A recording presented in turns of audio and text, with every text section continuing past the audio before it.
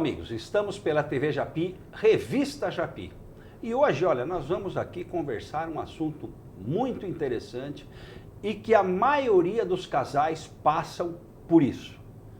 Estou aqui com a doutora Adriana Sartori, amiga nossa, esposa do vereador Gerson Sartori, e ela está lançando um livro sobre a síndrome do ninho vazio. O que é essa síndrome? E nós vamos aprender sobre isso e verificarmos que isso faz tanta parte da nossa vida. Esse assunto é um assunto que é tão premente aí na vida dos casais e quase que todo mundo passa por isso. E nós temos que aqui aprender, e esse livro vai nos ajudar, vai ajudar a todos a fazer com que a gente supere essa fase da vida que às vezes é uma fase muito problemática. Adriana, bem-vinda. Muito obrigada. E por que você foi para a psicologia? Bom, na verdade, minha história com a psicologia, ela começou por volta de 98. Eu tinha uma outra profissão antes, mas aí eu conheci um grupo que dava um curso para desenvolvimento pessoal e ali eu conheci a psicologia, me apaixonei. Já era até casada, já com o Gerson. Tinha filhos? Já tinha as duas meninas, já a mais nova, recém-nascida. E aí eu conversando um dia com ele, falei, olha, acho que eu me encontrei, era uma coisa que eu gostaria muito de fazer e eu acho que eu vou buscar isso. E como sempre, o Gerson muito compreensivo, sempre me apoiou. Ele falou, não, vai estudar então, vai fazer. E aí eu fui estudar e não parei mais, até hoje eu continuo estudando ainda. E eu sei que você... Dá uma paradinha.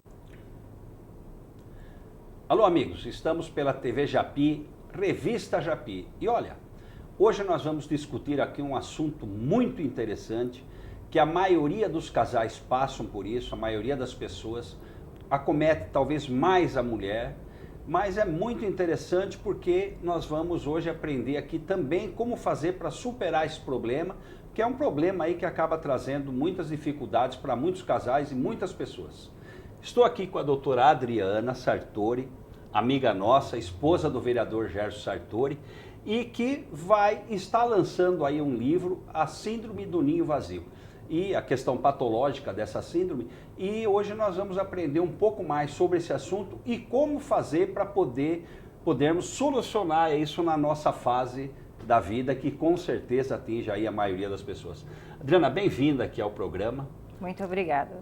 Eu quero antes saber o seguinte, eu sei que você e o Gerson sempre foi um casal, assim, é um casal muito cúmplice, né?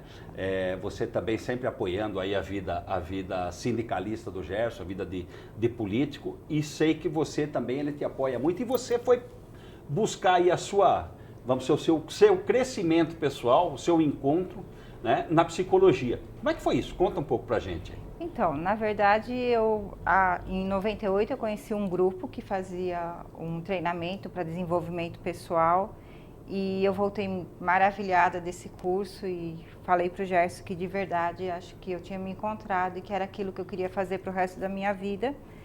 E ele, como sempre, me apoiou muito e ajudou a olhar as crianças enquanto eu estudava. E aí eu fui para a faculdade, fiz a faculdade, estudei, e aí fiz pós-graduação, depois fiz mestrado e continuo estudando até hoje. Onde é que você fez psicologia inicialmente? A psicologia inicialmente eu fiz no Anchieta e depois a minha pós-graduação, a especialização eu fiz em duas faculdades, uma em Campinas e outra em São Paulo. E depois eu fui para o mestrado na USP, que é onde eu... Você está terminando ou você já terminou? Já terminei, já concluí. Você trabalha com psicologia ou não? Eu trabalho, eu tenho uma clínica, é uma clínica multidisciplinar e a gente trabalha como equipe, principalmente para transtorno do controle do impulso, que envolve transtorno alimentar, jogo patológico, automutilação, essa parte mais, dependência em álcool, drogas, essa parte mais impulsiva mesmo do ser humano.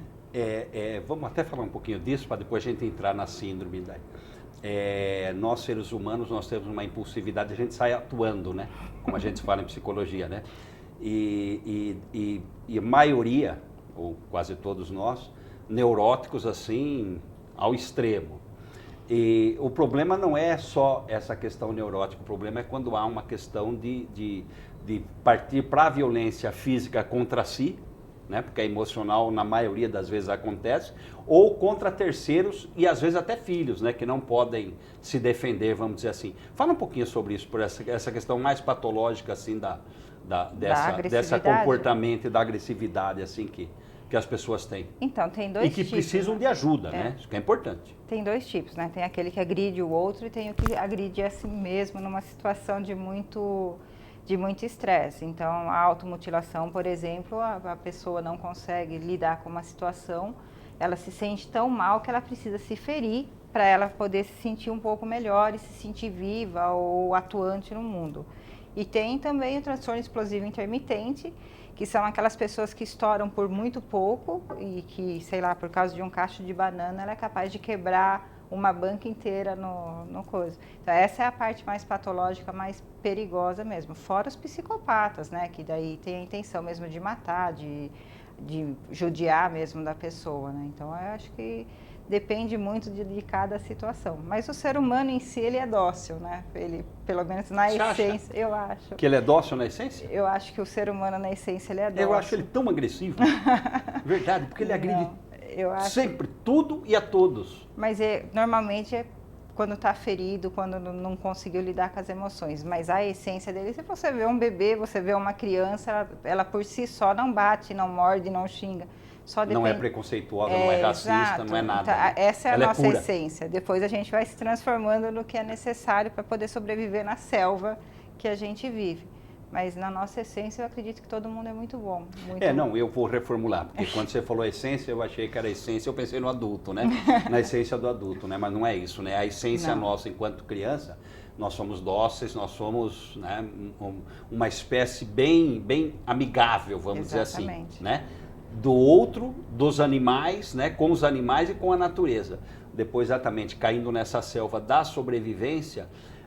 Agora, uma das coisas muito preocupantes aí, Adriana, que é a questão, vamos falar assim, nós estamos numa superpopulação mundial, 7,5 bilhões de habitantes, né? Hoje, nas profissões, até no espaço pessoal, tudo é uma competitividade muito grande, né? Porque hoje a gente tem, o tempo inteiro você está competindo, né? Isso cria exatamente todas essas neuroses, essas agressividades. Como que você vê isso hoje, o homem dentro desse comportamento social, tudo e individual? Eu acredito que essa é a maior causa da nossa agressividade, a nossa necessidade de se destacar a qualquer custo, essa necessidade de você ter a sua sobrevivência, de você ganhar bem. Então, chega um momento que você pode até se perder, mesmo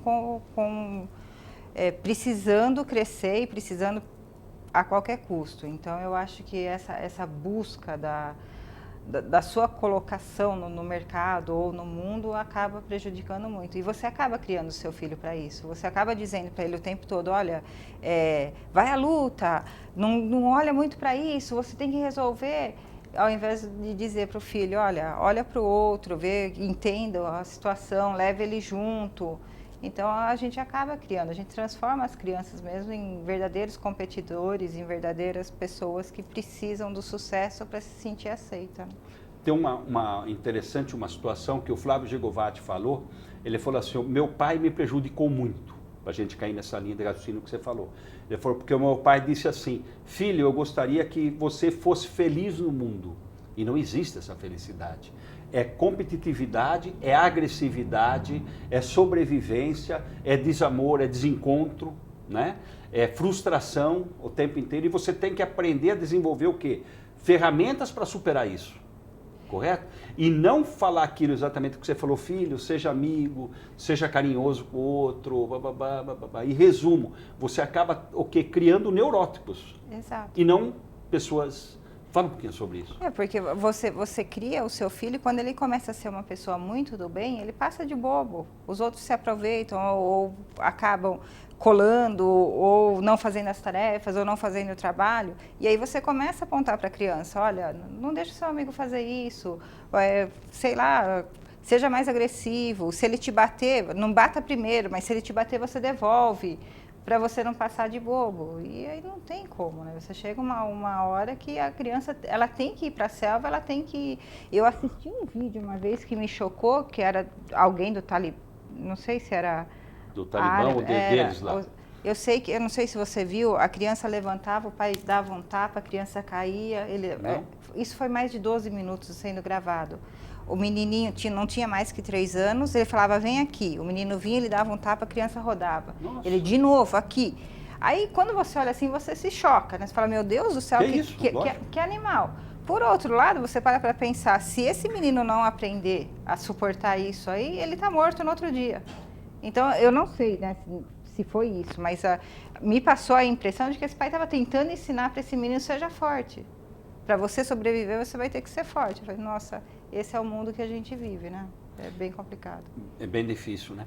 Olha, entrando um pouquinho mais nessa área que você fez o seu trabalho, nós temos essa questão, né, da essência que você falou, que vai preparando para uma maturidade, quer dizer, vai aprendendo a se portar socialmente, né, e de maneira, às vezes, mais agressiva do que deveria, né? Depois tem a questão da maturidade, que é exatamente toda essa competição horrível, né? Porque vai disputar mercado de trabalho, vai disputar tudo, né? Não vem nada de mão beijada. E depois vem a questão do declínio, né? Que é a questão né? Que a gente vai ficando velho, que as pessoas vão ficando velhas, os parâmetros vão mudando, né? A vida vai mudando, né? As relações humanas e as relações pessoais vão mudando, né? E aí os filhos vão embora. Nossa, e aí pira, aí vai pirar. Então... E aí como é que faz, Adriana? Então, o processo dessa saída desse filho, na verdade, ele dá espaço para o encontro de um casal. E se esse casal não se preparou adequadamente para isso, se ele não teve uma vida de casal, ele só se dedicou ao filho, se escondeu atrás desses filhos, a hora que os filhos deixam a casa, ele se vê, como diria minha avó, em papos de aranha. Porque ele depara com um estranho, tanto a mulher como a... Mas eu acho que mais normal, mais natural não é normal, mas o número maior é disso do que de casais que se prepararam melhor para a vida, não é? Então, até porque até um tempo atrás, hoje acho que não mais isso, não é o que eu passo para minhas filhas, mas a minha mãe passou isso, que a primeira coisa você tem que olhar os seus filhos, você tem que cuidar deles, porque eles são crianças, porque isso e aquilo. E não é isso, né? Na verdade, você tem que cuidar da sua relação, porque depois que os filhos forem embora, o que vai ficar é a sua relação com o seu marido.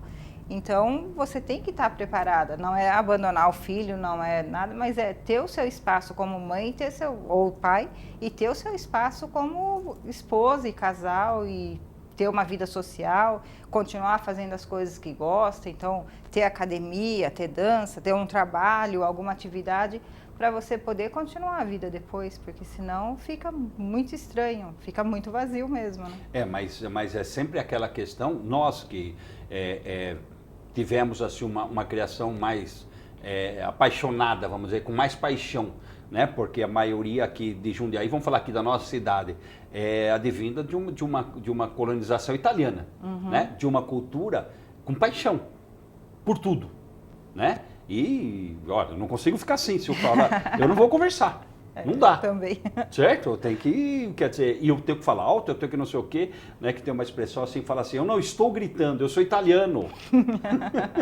Certo? Eu só sei falar assim. Né? É verdade. Porque eu aprendi assim. Mas, então, com toda essa paixão de vida, e os filhos sempre teve uma posição, eles tiveram uma posição de suma importância na vida. Exato. E principalmente um grande erro que a maioria cai, acho que quase todo mundo cai. Eu não quero que ele passe o que eu passei. Você matou ele. Matou. Até porque você matou o filho. Nessa frase você já está dizendo, você não tem a capacidade que eu tenho. Então eu sinto muito, meu filho, eu vou te ajudar, porque sozinho você não vai conseguir. Você não é ninguém. Você não é ninguém.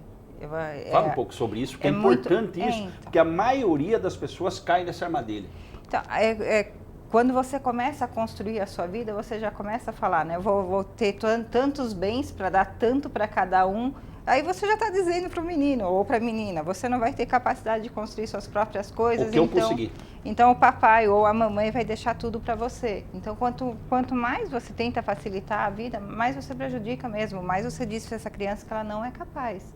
E não é por aí, né? Se você conseguiu, com certeza seu filho vai conseguir, talvez até mais que você, se você deixar. E não necessariamente na tua linha que você foi, né? Perfeito, e esse também é um outro erro do pai, né? Achar que o filho tem obrigação de continuar o que ele começou. E quanto mais a gente vê isso no consultório, mais eu vejo o quanto é prejudicial, porque a pessoa precisa da independência, ela precisa dizer o que ela construiu e ela não quer continuar, normalmente não quer continuar o negócio do pai, até porque ela estudou, ela normalmente, né, um menino de 20 anos, que eu tenho vários casos lá, o menino estudou, ele tem uma outra visão de forma no computador ou de administração que o pai não aceita e que também é válido, porque ele cresceu daquela forma, ele se desenvolveu, ele criou um império a partir daquilo, aí vem um menininho de 20 anos e fala, pai, para de fazer assim, faz desse jeito. Então, o conflito é muito grande. O melhor seria mesmo que cada um fizesse o seu e depois, sei lá, mais maduro, com uns 30, 40, sei lá, anos, se ele quisesse assumir o negócio do pai, seria uma outra posição, né? Daí é uma posição de eu também sei e aí o pai também entrega de mão, né, de bom grado. Mas como é que você faz para mudar modelo? É difícil, né? O modelo do pai ou do filho? Não do pai. Então, o pai não tem que mudar, né? Na verdade. O filho não seguiu o modelo do pai, porque as grandes frustrações vêm daí também. Do filho que não consegue, às vezes, seguir o modelo, porque aquele sujeito lá que aprendeu desde cedo, lutou e tal, virou um leão, conseguiu determinada coisa, que para ele aquele valor é máximo, de repente o filho não quer seguir aquele modelo, mas não consegue, porque o pai já poda, porque já pensou se o filho se destacar mais que ele? Então, eu acredito... Estou dizendo todos esses conflitos. Eu acredito que hoje isso está muito mais simples, porque as crianças têm muita informação, elas já crescem, né, desde muito pequeno ouvindo isso, né, você tem que fazer a sua vida, você tem, embora alguns pais tentem empreender de qualquer forma. Mas eu acho que hoje está muito tranquilo, muito mais tranquilo do que já foi. Mas ainda assim, para a molecada de 25 anos, que é um público que eu atendo no consultório, eles têm essa dificuldade de se estiver na empresa, tentar fazer do jeito e não é aceito. Então, é muito complicado tentar falar, porque acho que cada caso é um caso. Cada caso é um caso. Então, precisaria ver o que é que acontece com esse menino, porque às vezes é só de pirraça mesmo, né? Ah, não quero, mas não sabe nem explicar porque não quer. Então, aí também é um caso que precisa ser olhado, né?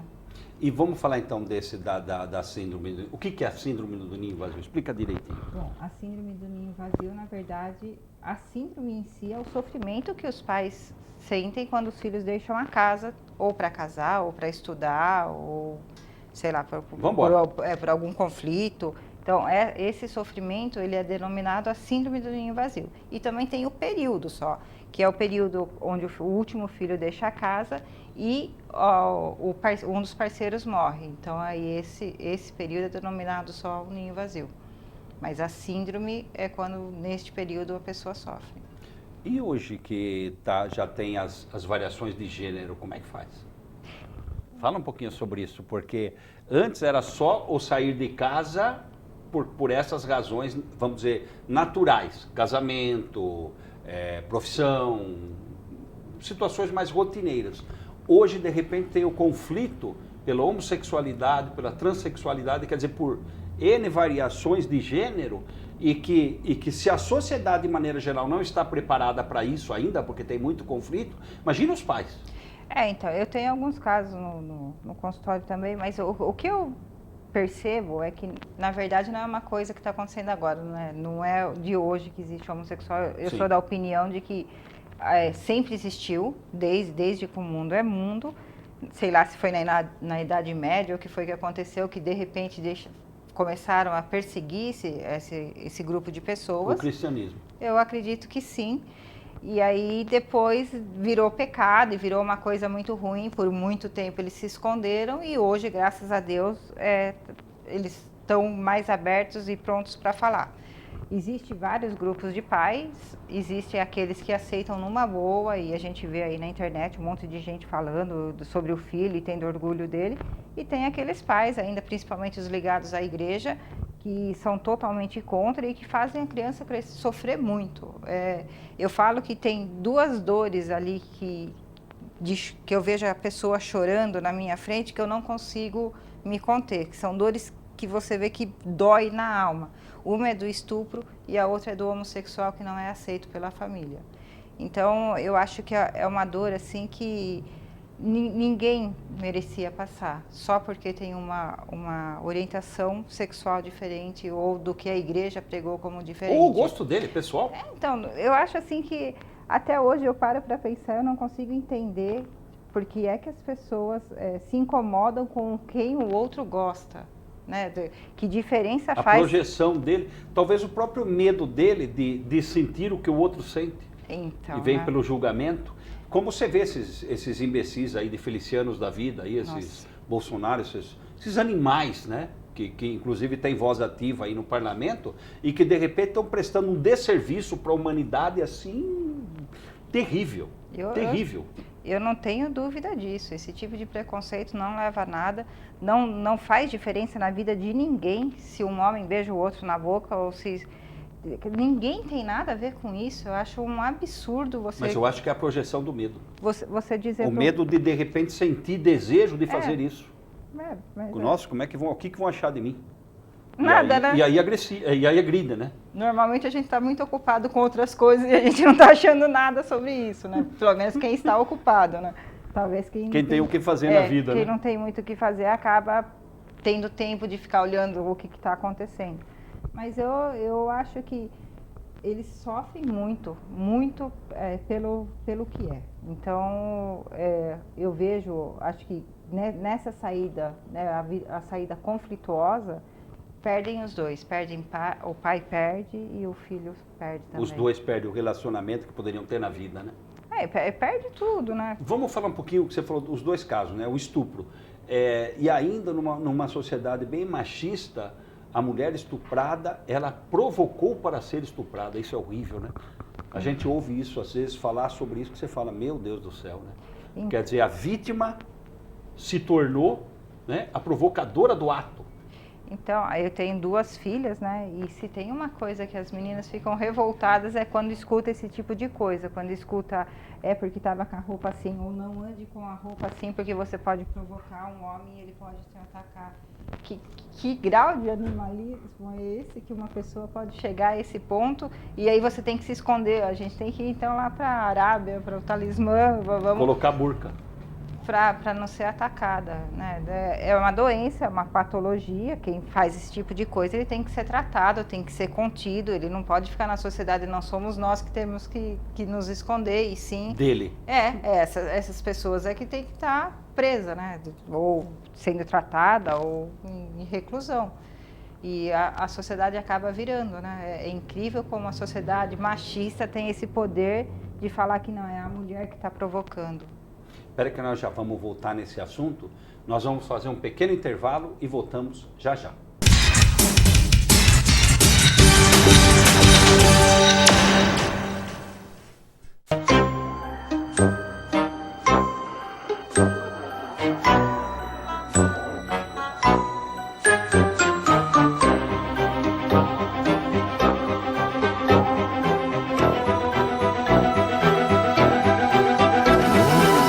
Se engane, tem coisas que seu filho não está preparado para ver. Confira sempre a classificação indicativa. Ministério da Justiça, Governo Federal.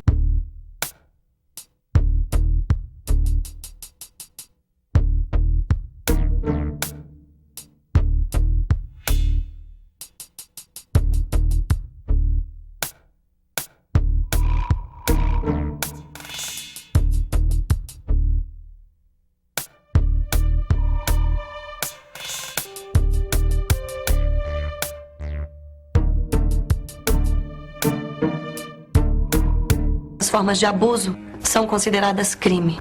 O homem que agride a mulher pode ser afastado do convívio familiar, preso em flagrante e ficar até 3 anos na prisão. Respeito é bom e eu mereço. E meu nome? Meu nome é Denúncia.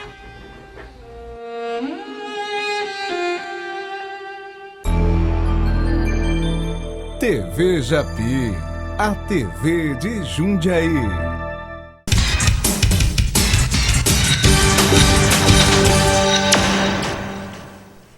Voltamos pela TV Japi, Revista Japi. E nós estamos aqui com a doutora Adriana Sartori, psicóloga e que fez especialidade e pós-graduação, está lançando um livro que é muito interessante, que é uma questão patológica da síndrome do ninho vazio. Mas antes, até entrar diretamente nesse assunto, que nós já vamos entrar mais definitivamente, a gente está conversando aqui e agora levantando a questão, e que saiu agora há alguns dias aí, uma pesquisa onde mostrando que o Brasil é o quinto país no planeta a ter o maior número de mulheres que são assassinadas, de mulheres que são violentadas, inclusive com homicídio, em função até do grau patológico do machismo do homem brasileiro. E principalmente nas classes C e D, mas também em todas as classes sociais. Né? E atingindo principalmente mulheres da raça negra. Certo? Certíssimo. Então, vamos falar um pouquinho. Nós estamos falando sobre estupro, que é um dos maiores pavores assim da mulher. Com certeza. Por quê? Porque o homem se dá no direito machista, né, pequeno, um homem ignorante se dá no direito, e não depende do grau de escolaridade. Isso é muito importante. Se dá no direito de agredir fisicamente, sexualmente uma mulher, porque ele não consegue segurar a sua libido, né? E a sua libido é aguçada por qualquer motivo, às vezes patológico dele, e ele parte para a agressão física contra a mulher.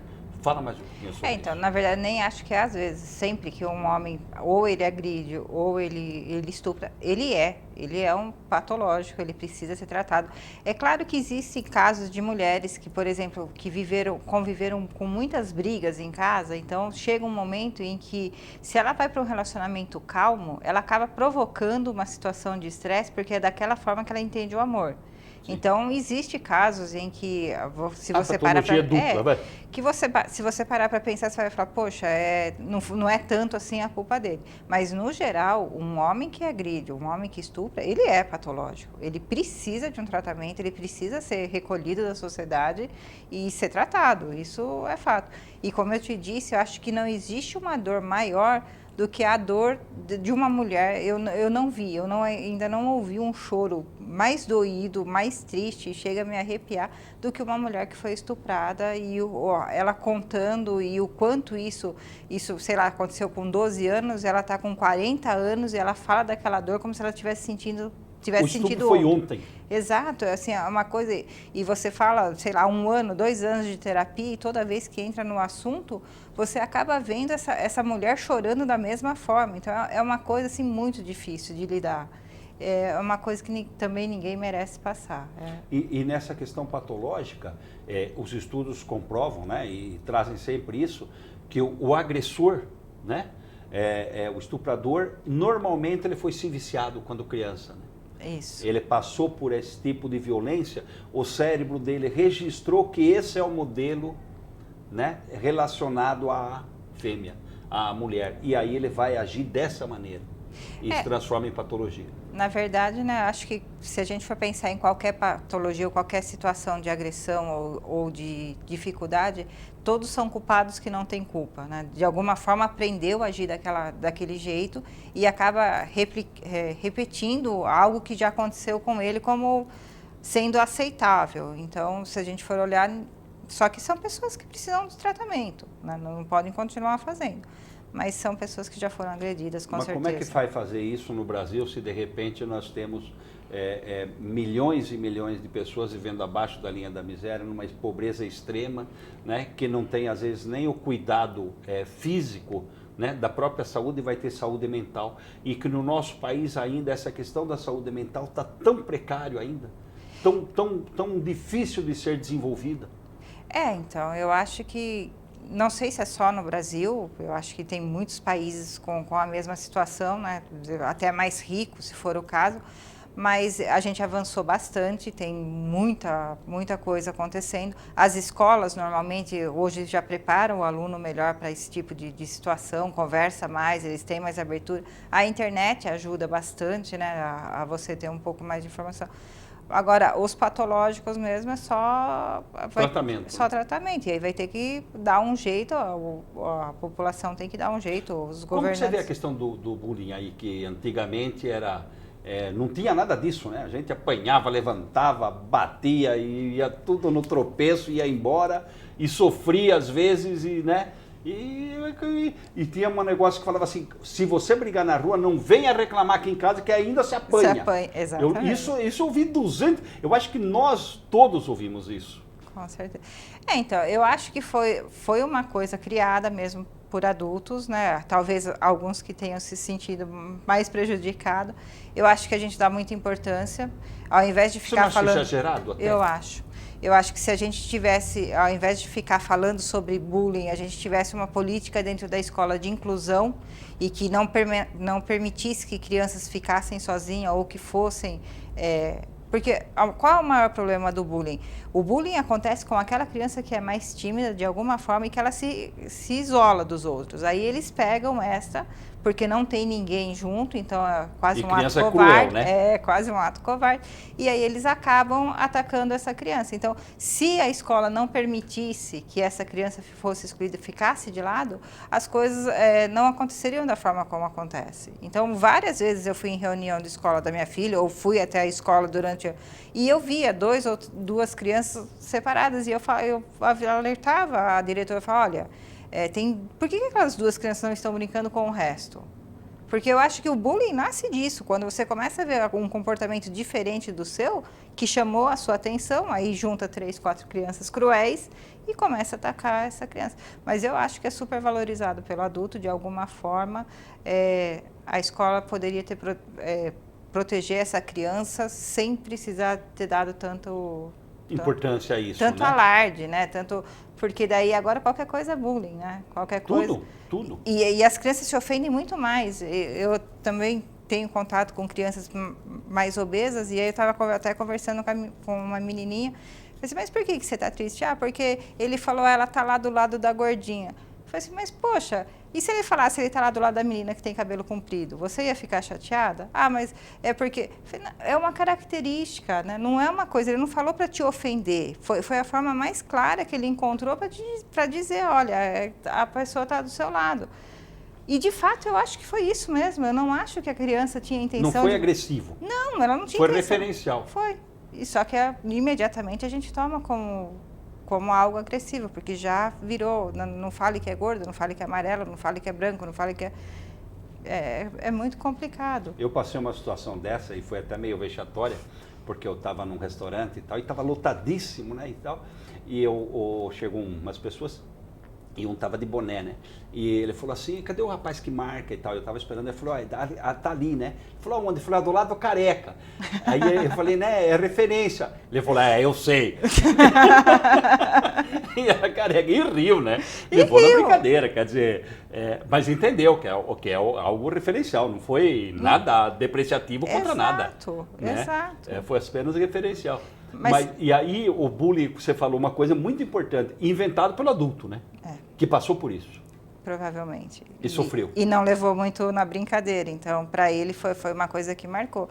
Eu tenho a minha irmã, que sempre foi obesa, e ela mesma fala, Adriana, todo mundo falava gorda, e para mim nunca foi tão ofensivo quanto hoje. Ela é professora. Quando eu vejo uma criança, ela sofre quando alguém chama ela de gorda.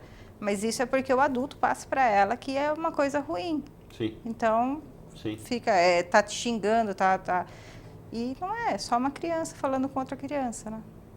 Dentro da crueldade do mundo deles. Dentro da crueldade. E também da beleza do mundo deles. Exato. Né? Que eles se resolvem. Exato.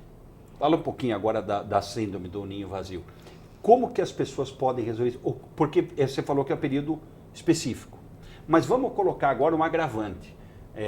Principalmente da mulher. Os filhos casaram, saíram de casa, né? Normalmente é assim que se dá.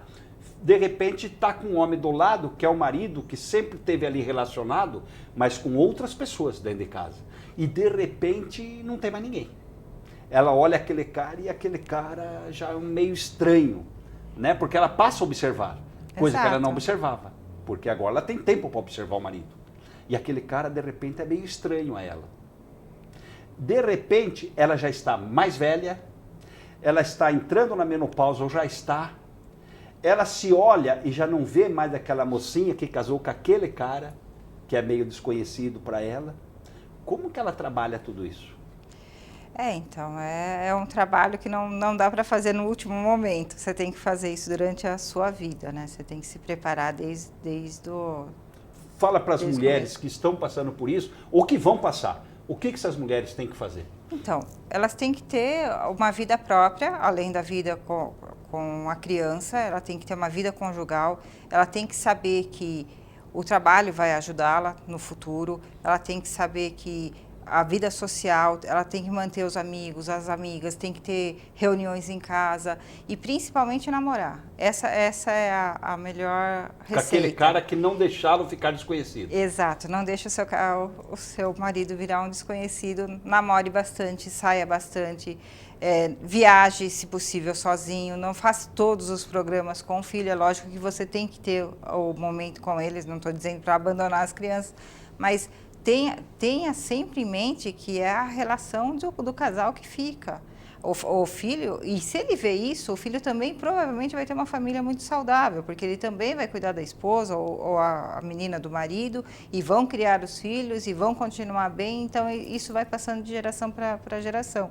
É muito melhor do que você ficar apegado a essa criança e não conseguir fazer quase nada. E quando se deparar com esse marido, você ter que descobrir de novo como conviver. Por exemplo, ela usa as meninas para ir ao shopping, porque o marido detesta ir no shopping. E aí, quando essas meninas saem de casa, ela vai ter esse problema, porque o marido já não gosta de ir no shopping. Ou ela encontra alguma coisa para ir fazer com esse marido, ou ela não vai ter muita convivência. E é difícil, né? É mais ou menos difícil, né? É que vai requerer muito mais energia do que se você já trouxer isso. Dá depressão? Para aquela mulher que de repente ela se viu ali sozinha, não tem mais a muleta dos filhos, né? Aquele homem ali é estranho, então, de repente ela não tem um mundo próprio, porque ela sempre, o que você falou, ela usou os filhos para ir no shopping, ela usou os filhos para isso, ela usou o filho para aquilo, e de repente não tem mais aquela companhia. O cara é estranho, ela não tem o que fazer, às vezes não trabalha. Exato. Né? Fica lá só vendo novela, que é um exemplo terrível horrível de vida, né? Que só mostra porcariada, né? Como é que faz?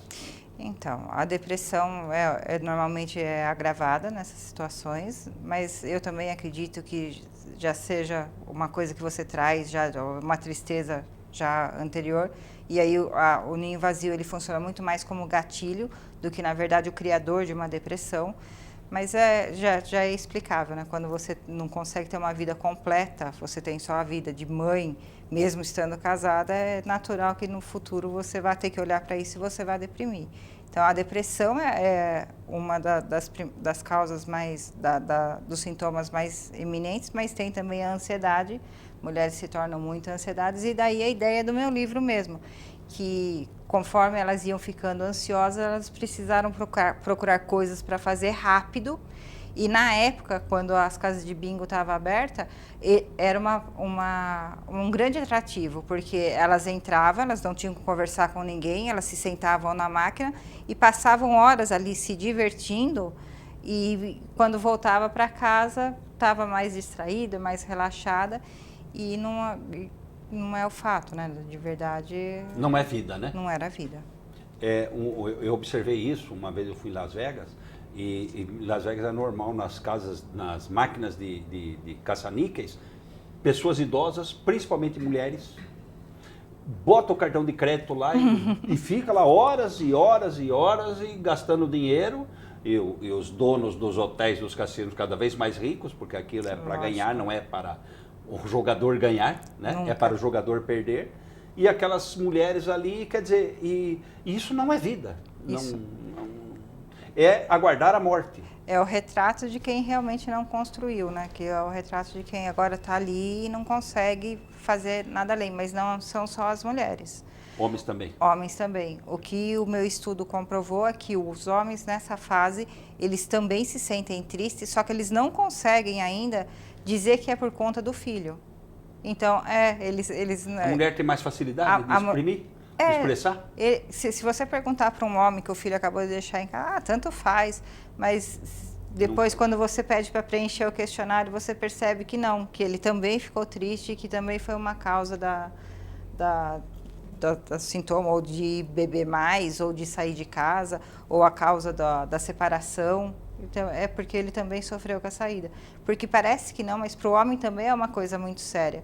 Porque a mulher, ela tem o papel de mãe, mas é um papel mais de carinho, de atenção. E o homem não, o homem é o provedor, macho, né? É o macho alfa. Sim. Quando sai... Não é bem assim. É, tem muito homem aí que não é bem o macho alfa. Tem uns aí que é os teoricamente. Aí você vê hoje em dia muito mulheres mais alfa do que homem, né? É verdade. Mas, de qualquer forma, esse homem ele também perde um papel muito importante. Assim como a mãe do papel principal da maternidade, ou ele perde o papel do macho alfa. Sim. Ainda que ele não tenha muito, mas ele perde. E para ele é muito complicado também. E aí como que ele buscar... reage? A mulher entra em ansiedade, depressão e ele? Ele normalmente ele vai para casa, ele veste o pijama, fica mais na televisão e na bebida. São pessoas... Existem alguns estudos que apontam que é o período onde mais se bebe. Quando os filhos deixam a casa para os pais. Então, interessante, hein? Então, e acaba desenvolvendo até alcoolismo, né? Então, e aí a gente fala, a gente não tem ainda um estudo comprovando isso, mas a hipótese é que esteja ligado, porque se é no mesmo período que acontece, embora seja o mesmo período da aposentadoria, seja o mesmo período dos pais começarem a adoecer e dar mais trabalho quando não falecem, né? Então, ou você acaba tendo que ser pai do seu pai que está velhinho, Então, acontece muita coisa junto nessa fase. Mas eu tenho convicção de que o homem sofre. E um homem que a gente pesquisou, que foi sujeito da minha pesquisa, ele declarou isso. Ele falou, eles se separaram e ele cuidou das crianças. E ele não fez outro casamento. Quando as crianças saíram, ele deprimiu muito. Ah, ele ficou viúvo, era isso? Não, ele se separou da mulher, mas ficou com a criança. Ele ficou com o filho.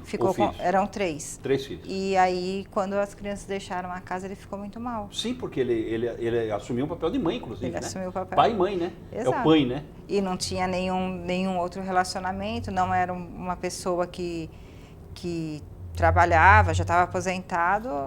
E ele acabou indo para o bingo e ali ele ficou muito tempo, acho que uns 8 anos. Nossa. Jogando de manhã e de tarde, Nossa, que vida, né? Que vida. E acaba substituindo, né? Mas os filhos também não têm um papel de retorno, no sentido de visitação, no sentido de apoio. Como é que dá para trabalhar também? Porque agora nós estamos fazendo esse programa e muitas pessoas estão assistindo e às vezes tendo esse problema na família, correto? Passando por essa questão.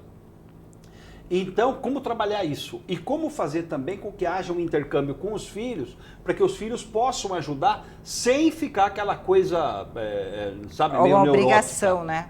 Sem a questão obrigacional. Então, porque eles têm a vida deles, né? Tem que tocar a vida deles. Normalmente, o filho que sai bem de casa, ele consegue fazer essa volta, transita pela casa do pai e pela casa dele com muita facilidade. A grande questão fica quando há o conflito ou a menina casou com um menino que o pai não aprova, aí ele tem mais dificuldade. Mas para os pais que sofrem de ninho vazio, normalmente essa relação não é boa. Então, sempre tem essa dificuldade da volta. E tem mais uma coisa, eu estudei uma população patológica. Então, de certa forma, os filhos, eles não voltam para não se deparar de novo com o problema. Com a patologia dos pais. Então eles acabam se afastando mais do que o normal. Mas tudo depende de como a criança saiu de casa. Se foi uma saída tranquila, Mas essa questão patológica é um número bem alto, né? Também. Então, tem, né? a gente imagina que 4% da população tem algum tipo de impulsividade que vai trazer algum tipo de transtorno para ele ou para as pessoas à volta. Então, 4%.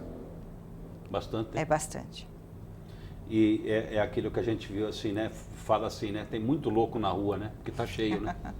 Tem muita gente com patologia, alguma patologia E fazendo as maiores loucuras pela rua. Aí a gente pelas vai entrar ruas. naquela outra coisa, né? E quem é normal, né? É. Todo mundo é meio louco, então. Sartre falava, né? Caetano Veloso colocou na música Vaca Profana, de perto ninguém é normal. Então é difícil dizer essa coisa da normalidade. E agora posso colocar um complicômetro aí? Nós temos só um minutinho, mas é assim, a mulher, você vai para casa da sua mãe? Você vai me deixar e vai lá com sua mãe? E aí? É mais ou menos por aí mesmo. Isso tá cheio, hein? Mas Eu isso, já ouvi isso por aí assim 200 mil vezes. mas isso é um grande erro da Ele mulher. gosta mais da mãe dele do que de mim. Esse é um grande erro da mulher, porque enquanto esse homem respeitar a mãe, ele sempre vai respeitar ela como mulher. O dia que ele achar que não é mais importante olhar para a mãe, ele não vai olhar para ela também. Ah, é? É. Interessante. Isso hein? também é um estudo. Então, se você quer um bom marido, você vê como ele trata a mãe dele. Se ele tratar bem, ele vai ser um bom marido. Você trata bem a sua mãe? Minha mãe morreu. Mas você tratava... Mas ela morreu. Olha, mas é interessante. Bom, vamos finalizar, que o tempo nosso terminou, mas olhando para as câmeras lá, dá sua mensagem. A doutora Adriana está lançando o livro. Fala o nome, por favor. Então, é Jogo Patológico, a influência da síndrome do ninho vazio. Eu ainda não tenho a data do lançamento, porque o livro, na verdade, está em fase de ser... como é que fala? No prelo. Tá? Tá para edição aí. Vai ser impresso. Então, assim que a gente tiver ele na mão, que a gente acredita que mais 20 dias no máximo, aí a gente vai divulgar e Mas tem espero alguma todo forma mundo. hoje ou não? Daí eu vou Não, divulgar tem aqui na sim. TV, aí você Tem. manda aqui, a gente divulga lançamento, onde será, tudo. Com certeza. Mas hoje, qual a forma que dá para alguém Então, já ter acesso ao seu livro? Tem sim, pela biblioteca 24 horas, você entra na internet, é possível comprar o livro digital. Também já está à venda no Amazon e, se eu não me engano, na Cultura, através de encomenda. E é só entrar no site lá e acha. Só entrar no site Qual que é ou o nome? digitar Jogo Patológico, a influência da síndrome do ninho vazio, ou digitar o meu nome, né, Adriana C.R. Sartori, que também vai conseguir encontrar o livro. Legal. Olha, nós conversamos aqui um papo muito gostoso sobre psicologia, nós falamos de maneira mais abrangente e falando também do lançamento do livro da doutora Adriana Sartori, esposa do nosso amigo Gerson Sartori, e que está aí lançando o livro e falando sobre essa questão muito importante que é a síndrome do ninho vazio, quando os filhos, por razões outras, saem de casa e o casal acaba tendo dificuldade de adaptação nesse período pós saída dos filhos. Muito importante. Adriana, gostei muito de bater esse papo e mais vezes vem aqui para a gente conversar mais de maneira geral sobre psicologia aí, que é muito importante para os nossos telespectadores. Eu que agradeço a oportunidade, adorei estar aqui, com certeza. Sempre que você me convidar, estarei. Legal. Ficamos por aqui. Um beijão a todos.